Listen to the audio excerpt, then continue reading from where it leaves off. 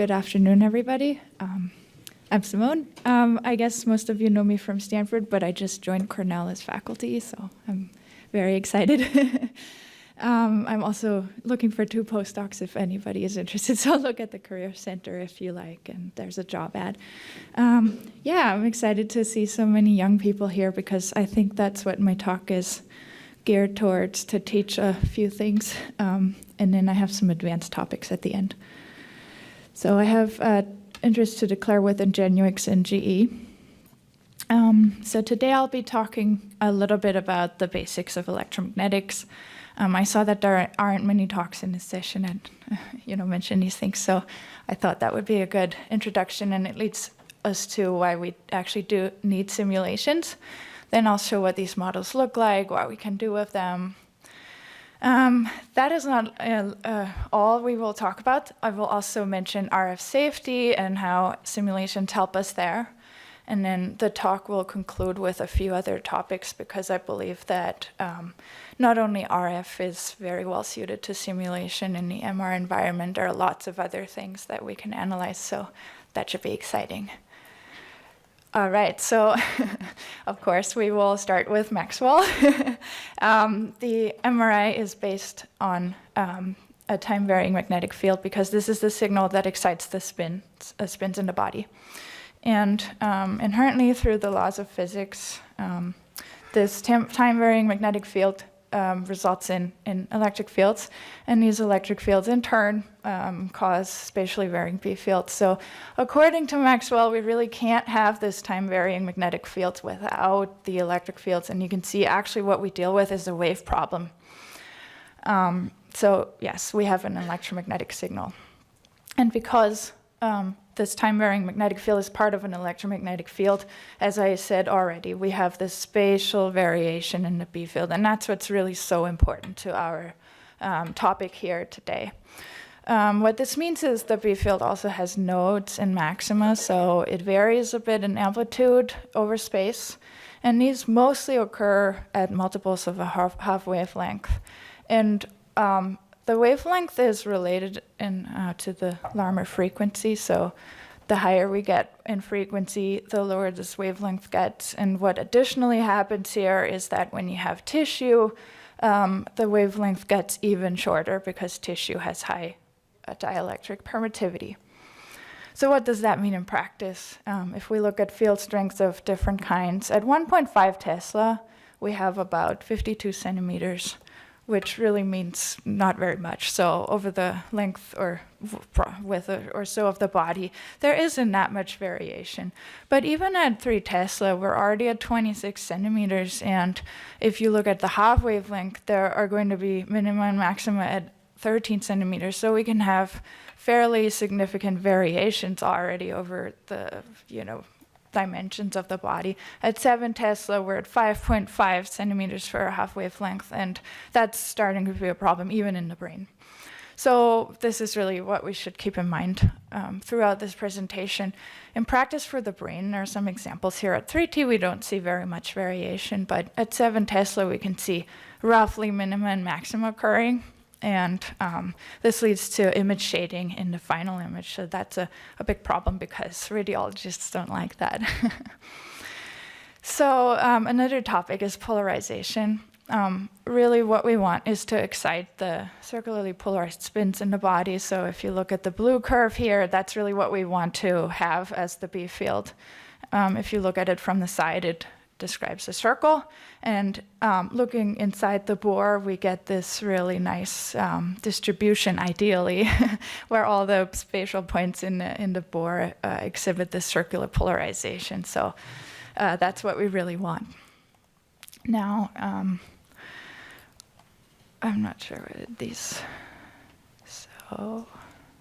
Yeah, this one's working. Sorry about that. So what happens if we actually put a body inside the bore? This is unloaded without a body. What we want is circular polarization. It's almost ideal here. The uniformity of the B field is really nice here, so everything has the same B field amplitude. But now we load this with a body model, and you can see it's getting a little bit chaotic. So instead of circular polarization, we have a lot of elliptical polarization here, and in some some positions it's even linear. So that means half of the signal actually got lost.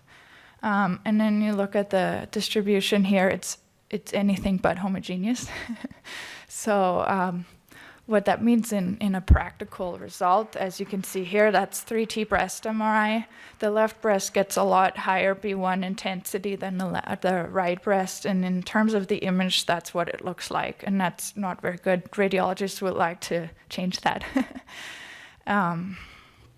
So yeah, that leads us to why we actually need simulations, because these B fields become really hard to predict. Analytically, it's really only possible for very simple cases, and we can't really do anything there with analytical solutions. It also varies a lot with patients, and then, of course, it's instrumental to have a homogeneous B field. I'm sorry. Instrumental to have a homogeneous B field because radiologists really depend on that. So simulations are one of the approaches here.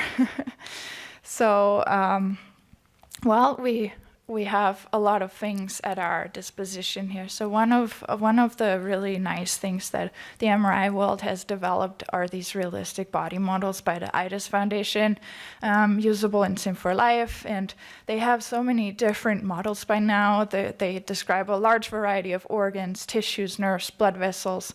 They're even posable, and they're also the same model warped so that it has higher body mass index. They're pregnant ladies, children, babies, and so on. It's really exciting.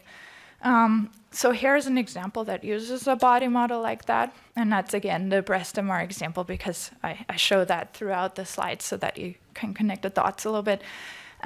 So you model the coil here. That's the 3T body coil in the whiteboard GE scanner. It is a 16 like high pass coil with 4 ports, and we have Ella in here. She's 26 years old. She's actually modeled by a real person. We added a little bit of memory tissue just so we can really highlight what's happening for breast MR there. If you want more details on that, there's actually a paper, but I just want to show the basics of simulations by this example. So I'm going to return to my old slide, and just, that was actually the simulation result here that I mentioned before briefly. So you can really see what it does here, and that the B1 amplitude really corresponds to what happens in the image. So we can see simulations are actually really meaningful. The results here, I'm not going to mention in too much detail, but we can see that we come from a slightly inhomogeneous distribution to an optimized one here, just by analyzing this in simulation. And in practice, what resulted in the end was an image that was a lot more homogeneous and a lot nicer to read for radiologists. So we can see here simulations really result in improving a clinical challenge. And so I think these tools are highly important. Popular packages are Sim4Life, as I already mentioned. The use here is that they have really detailed body models, as I said, and the other advantage is that FDTD, you don't need to know about details of what that exactly means, but this method can be GPU accelerated, and so you can simulate fast. Sim4Life is also committed to focus on biomedical applications, so there's a lot of RF safety, SAR, temperature, that kind of thing that you can analyze, and they have really committed themselves to our field. There's also COMSOL. It's finite element based. That can't be GPU accelerated, but you can use clusters. You can easily integrate out of your physics, for example, if you want to look at acoustics, vibrations, thermal stuff, that kind of thing. Other packages are CST, HFSS. They're more or less borrowed from the microwave world, RAMCOM, XFTDD, and some others. So, yeah. Well, we talked about spatially varying B fields, and they're obviously a problem, but that's really not it.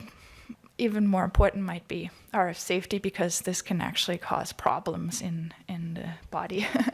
So if you remember this graph here, we have the MR signal that's produced by the B fields, but nothing happens without these E fields. So it's important. So I'm going to pull this slide up again, just so you have a point of reference. The time-varying magnetic fields cause this spatial variation in E fields here. So this is really important. the time-varying magnetic field cannot exist without this E field. And the downside is that these electric fields are not desired. We don't want them in MR, but they're there. They cause tissues to heat up. It's also the principle of your daily lunch heat up in the microwave oven. So, yeah. And the current metric for safety standards here is the specific absorption rate. It's a little bit. It's a little bit borrowed from a cell phone industry and these fields. So it's directly proportional to the power produced by the electric fields. Up and coming are some other metrics that are a little bit more attuned to the biomedical field. So you look at temperature, because some people say it's more meaningful to see at what temperature cells actually disintegrate, that kind of thing. And I was recently in Zurich at the safety workshop there, and they talked a lot about the cumulative equivalent minutes at 43 degrees Celsius. So I was highly interested in this, actually, so I hope that we hear more about that. But until then, we stay with SAR. So I'm going to talk about this a little more. Global SAR is what is easy to determine. It's the average over the entire anatomy of interest. We're limited by 3.2 watts per kilogram. But local SAR is what we're really dealing with, because, as we said, the E field has local variations. It's, depending on where you are in the body. And so you get local hotspots. You can see this at 70 here. This is a simulation of the brain. You have a problem up here, and down here it's very low. So what you really have to look at here is the peak value of this local SAR, and you have to average over 1 gram of tissue in the US and over 10 grams of tissue for the European standard. Well, what does that mean in terms of field strength? Again, E fields vary in space. The variation is a little more prominent because now we also deal with tissue properties. So here's the conductivity term, there's a density term, and so on. So at low field, again, the wave effects aren't really that big, so we don't have much of this spatial variation of E fields. We have a little bit of an easier time to predict SAR, and the global SAR is usually enough. At high field MRI, on the one hand, we have an increase of the average SAR already because it increases with the square of the field strength, also related to this square here. But now come the wave problems. So E fields vary in space, and therefore you get strong variations in local SAR. And these now, they're not as easy to predict as the B fields. They vary differently a lot with a different patient, with a different coil, if you move a little bit, so it's hard. And this can be really, really a problem, because if you use PTX and you sum up different B fields from different coils and you don't look at E fields, you can actually accidentally cause a big trouble by adding up all these E fields and heating up the body in ways that you didn't intend to. I'm going to go back to this slide, another point of reference. So this one can be measured. I think my previous speaker, I think you mentioned this, with the circulator, you can actually measure what the reflected signal is, and you get a value for the global SAR. The local SAR cannot be measured. So right now we're depending a little bit on RF simulations there. So again, my slide. As you can see, the B fields are very varying. So the SAR varies like this as well. And I took the same simulation and I brought up a SAR field. I have to apologize. I'm just transitioning. I didn't have a license. The software is really an old version, but it still shows you. It's a little bit not great in terms of resolution, but it shows you that the SAR really varies throughout the body, and that's really the message I want to convey. So take it with a grain of salt as illustration purpose. The takeaway is this large variation. Why is this large variation happening? The 3T wavelength is on the same order as the body dimensions, so 26 centimeters here. Same example in the 7T brain MRI, so you can see these hotspots here. In this case, we come up to 10, which is actually the limit, so there's a lot of trouble. So what to do about this? We really need to, monitor these things. There's no real in vivo SAR monitoring capability. I think we're all working towards it. It's crucial on the one hand for patient safety, but on the other hand, we have these really high margins just to make sure we're not getting anywhere close to the limits, but we give up a lot of signal, a lot of SNR. So I'm just going to show 2 slides on something we've done to monitor SAR. So there's the thermoacoustic SAR concept that we patented. What you can do here really is thermoacoustics, which is shown as the equation here. If you use RF pulsed energy and you do that right, this absorber here is going to heat up instantaneously. And so it expands in volume instantaneously, and therefore at its boundaries here, it's going to produce an instantaneous pressure wave. So if you have the right signal envelope and frequency and so on, you actually get an ultrasound wave out of this. And that's called this thermoacoustic principle. And then you can put transducers around your anatomy and reconstruct this SAR pattern. So here you can see the excitation to this pressure wave is precisely the SAR if you do this right. And now, if you use the MR-RF coil in the right way, you might be able to generate exactly the SAR pattern by pulsing the RF signal. So I'm not going to go into experiments. We did some, and also the organizer, Greg Scott, is working on this a lot. So we just ran this through simulations for this slide. So this was an original SAR pattern, and then we ran it through the pressure wave equation and then reconstructed the pattern. Obviously, there's room for improvement, but we see the same characteristics. So we're working towards an experimental solution. Now, so I guess I've reached the end point of the RF topics, but I would like to show some more advanced slides on other things we've analyzed with multi-physics simulation tools. I think that should be really exciting. One is Greg Scott's wireless MRI. I guess this is still RF. So what he does here is he powers up his receive coils with this wireless power transfer array. So it's a primary coil. The B field is picked up by the secondary coil, and this current goes to the coil. So we just wanted to see if this is safe because we had no idea. And it is safe, in short, but it's also really interesting how different the SAR can look. So actually, when we're centered and all the B field is picked up and transformed into current to be used, we have the lowest SAR, but if we deviate and the coils are adjacent, we have a much larger illumination by SAR. So this is an interesting thing to note, and it's good that we can analyze these things. In the end, we were safe, but, just to keep that in mind. And the second big multi-physics topic I would like to show is 7T MRI, because that's kind of my main field of work. And we have 4 challenges here. One is the B1 inhomogeneities. I talked about those, so I'm going to not talk about these more. SAR, I talked about that, so I'm going to skip that also. But there's also B0 inhomogeneities that can cause trouble, especially at 7 Tesla.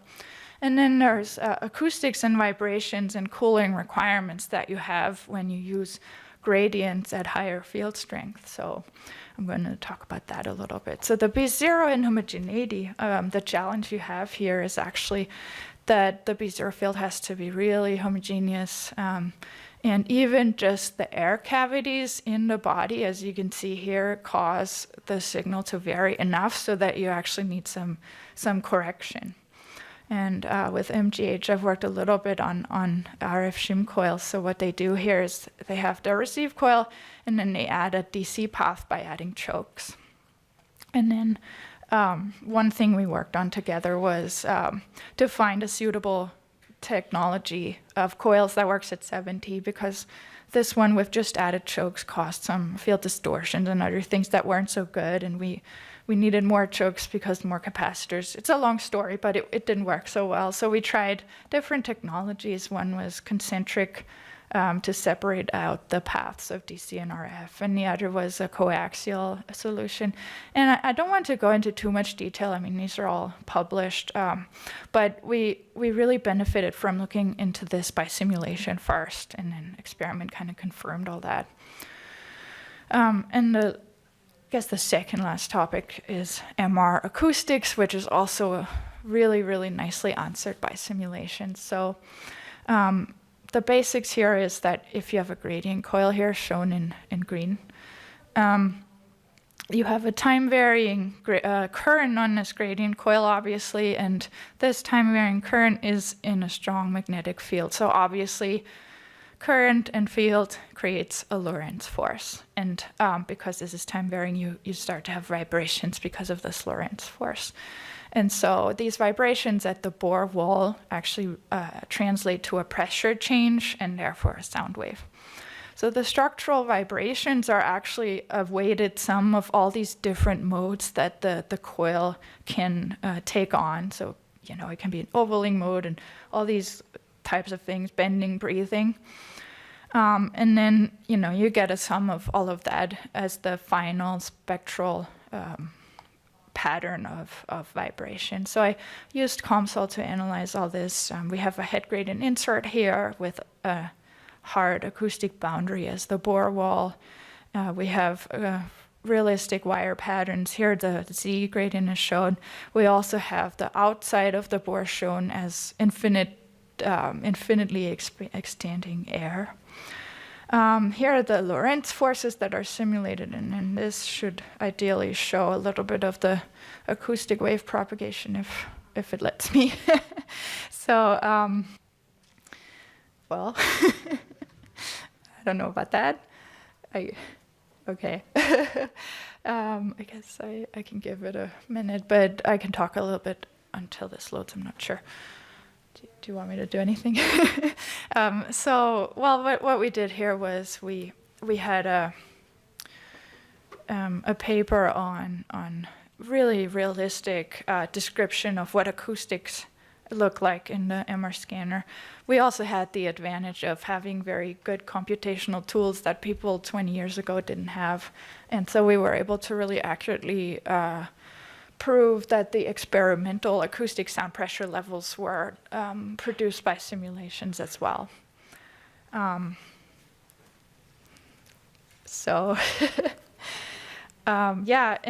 I guess this was very exciting for me because I just threw this into the simulator before we had any experimental results, and I was completely convinced that I was doing something